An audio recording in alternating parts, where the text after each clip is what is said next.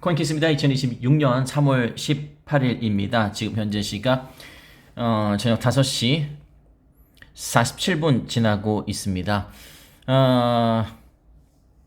XRP는 여러분이 아시는 것처럼 한때 증권성 시비에 휩쓸렸죠. XRP는 증권이 아닙니다. 다시 한번 말씀드리지만 XRP is not a security. XRP는 증권이 아니다라는 슬로건이 아니라 팝업 창이 리플 웹사이트에 한때 떠있기도 했었습니다. 저는 2023년 7월 13일 약식 판결 승소, 그 다음에 2024년 8월 7일 최종 판결 승소, 이 두 사건을 잊지 못합니다. 네, 좋은 사건이었죠. 그리고 이런 것뿐만 아니라 저는 이때도 잊지 못합니다. 2020년 12월에 XRP가 증권이라고 전 SEC 의장이었던 게리 갠슬러가 지목하면서 코인베이스에서 상장 폐지가 됐습니다. 상장 폐지는 영어로 delisting입니다.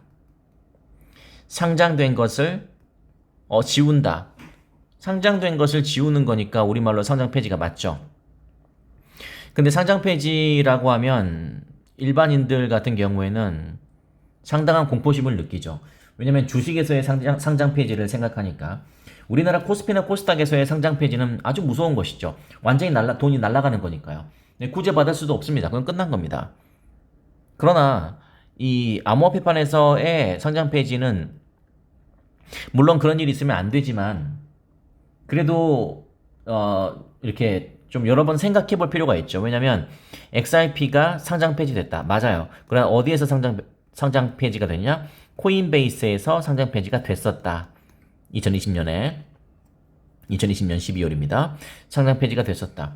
그러면 업비트, 빗썸, 코인원 등과 같은 우리나라 3대 거래소에서는 상장 폐지가 됐나? 안 됐습니다. 검토하지 않았습니다. 제 기억이 정확하다면 우리나라 당시 거래소 중에서 단 한 곳, 그 이름은 지금도 그 거래소가 있기 때문에 좀 말씀드리지 않겠습니다. 그 한 곳에서만 XRP를 상장 폐지시켰습니다. 왜냐하면 코인베이스에서 상장 폐지를 했기 때문에. 제가 드리고 싶은 말씀은 국내 주식 같은 경우에는 상장 폐지가 되면 사라지기 때문에 정말 무서운 거지만 이 암호화폐 종목은 전 세계 거래소가 무궁무진하게 많기 때문에 어떤 특정한 거래소에서 상장 폐지가 됐다고 해서 그 암호화폐가 사라지는 게 아니라고요. 그러나 상장 폐지라는 그 네 글자는 한국 사람들에게는 상당한 공포심으로 다가오는 이 네 글자이기 때문에 이 199.5원의 벽을 넘지 못했죠. 다들 다 팔기 바빴습니다. 근데 상장 폐지의 반대는 재상장이죠. 재상장은 영어로 당연히 relisting입니다. 그러니까 delisting 될 수 있다면 relisting도 될 수 있는 거예요. 그렇게 생각하셔야 돼요. 결국 재상장이 됐죠. 아까 말씀드린 것처럼 약식 판결, 최종 판결에서 다 XRP는 증권이 아니다 라는 판결을 듣고 나서 바로 저도 지금도 기억합니다. 새벽 5시에 바로 SEC에 뭐 물어볼 거 확인할 것도 없이 눈치 볼 것도 없이 바로 올리더라고요. 다시 relisting, 재상장 시키더라고요. 그래서 결국 이렇게 4,983원까지 올라갔던 겁니다. 제가 이 스토리를 길게 말씀드린 이유가 뭐냐면 이 당시에 게리 갠슬러만 아니었어도 리플은 이 모양 이 꼴이진 않았을 거고 지금쯤 글쎄요 비트코인의 어떤 버금가는 그런 종목이 됐을지 뭐 그거는 모르겠습니다. 그건 잘 모르겠습니다. 하지만 막강한 아마 최소한 이 전체 아마 수천만 개, 천만여 개의 암호화폐 중에서 시총 2위는 되지 않았을까라는 생각이 듭니다. 저는 그 부분이 매우 아쉽습니다. 어차피 XRP가 증권이 아님에도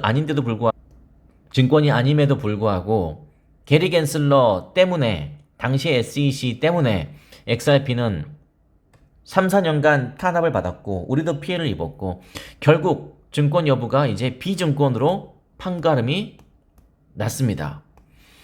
미국 SEC, 폴 애킨스 체제의 현 SEC, XRP 등 16개 암호화폐는 디지털 상품이다. 더 이상 XRP는 증권이 아니다. 라고 이야기했습니다. 근데 이미 XRP는 증권이 아니라고 명시받은 최초의 암호화폐이기 때문에 우리 XRP에는 뭐 딱히 영향은 뭐 있고 없고를 떠나서 이렇게 이제 앞으로는 제2의 게리 갠슬러가 나타난다고 할지라도 명시했기 때문에 이걸 다시 SEC가 뒤집을 수는 없다. 또는 뒤집기는 매우 어려울 것이다. 사실상 못을 박았다. 이렇게 생각하시면 되겠습니다. 그래서 10년 가상자산 논쟁이 마침표가 찍혔다. 네, 시장은 신중한 시각이긴 하지만 그러나 아주 잘했다. 그래서 이제 앞으로 클래리티 법안이 과연 리플의 CEO인 브레이크 알링하우스가 4월 전까지 90% 통과 장담했는데 과연 그것이 현실로 이루어질지를 지켜보면 된다. 저는 이런 이야기를 봤을 때 다시 한번 말씀드리지만 XRP는 정말 상당한 피해자다. 네, 그럼에도 그 억울함을 무릅쓰고 끝까지 이겨낸 리플 CEO인 브레이크 알링하우스는 정말 대단하고 그분은 추앙받을 자격이 있다. 저 개인적으로는 그렇게 생각합니다. 저도 리플 투자자의 한 사람으로서 굉장히 가슴이 아픕니다. 네, 이런 걸 보면. 그러나 또 이렇게 급등했다가 또 여러 가지 이슈로 이렇게 떨어졌지만, 네, 일단 여기 1660원이었죠? 1660원의 바닥을 진 상태에서 멋지게 반등하는 XRP의 모습. 그래서 이번 올해는 정말 사상 최고치를 쭉 넘어서는 진짜 XRP 시대의 원년이다. 이런 소리가 나올 만큼의 화끈한 한 해가 되기를 저 개인적으로도 바라겠습니다. 여러분도 잘 되시길 진심으로 바랍니다. 반신, 비트코인 8일 연속 양봉, 고무적이지만 약세장에서도 관측된 현상이다. 비트코인 무기한 선물 펀딩 비율이 마이너스로 전환됐다. 이것은 반등 전조의 신호다. 네, 비트코인 현물 7거래일 연속 순유입. 이건 상당히 고무적이죠. 저희 방송에서도 말씀드렸지만 이거는 비트코인 현물 ETF가 해줘야 될 일이다. 근데 이렇게 7일 연속으로 야무지게 들어왔고요. 그리고 무엇보다 블랙록의 아이비트 계속 들어오고 있다는 거, 세게 들어오고 있다는 거. 네, 유입이 되고 있다. 앞으로 잘 될 가능성이 있다. 빗썸 소식 궁금했죠. 네, 99% 회수했다고 하네요. 사실상 다 회수가 된 겁니다. 그게 맞죠. 그거는 진짜 제가 언젠가 가끔 라이브 방송에서도 말씀드렸지만 내게 아닌데 내 통장에 돈이 들어왔다고 해서 그걸 내 것처럼 쓰는 건 저는 말이 안 된다고 생각합니다. 네. 자, 월스트리트 저널에서는요, 연준 금리는 동결 유력하다. 내부 이견의 가능성이 있다. 3명 정도는 금리 인하를 지지하는 사람도 있기 때문에, 네, 여전히 도널드 트럼프의 손을 들어주고 싶은 그런, 또 세력들도 있다. 이렇게 말씀드릴 수 있겠습니다. 내일 새벽 3시가 이제 FOMC 발표인데, 네, FOMC 발표는 이제 금리 동결이 뭐 99.9%고, 그 다음에 이제 멘트, 기자회견을 어떻게 할지가 상당한 관심사로 네, 대두되고 있습니다. 그것은 그 누구도 알 수 없다. 기본적으로 매파 성향을 갖고 있는 사람이기 때문에 좀 조심을 해야겠지만 그래도 또 발언 속에 또 숨어있는 저희를 잘 파악해서 이 시장이 다시 좋아졌으면 좋겠다. 그런 여운까지 남겨드리면서 구독과 좋아요 종종히 부탁드리고요. 7시 반에서 8시 사이에 라이브 방송 때 뵙겠습니다.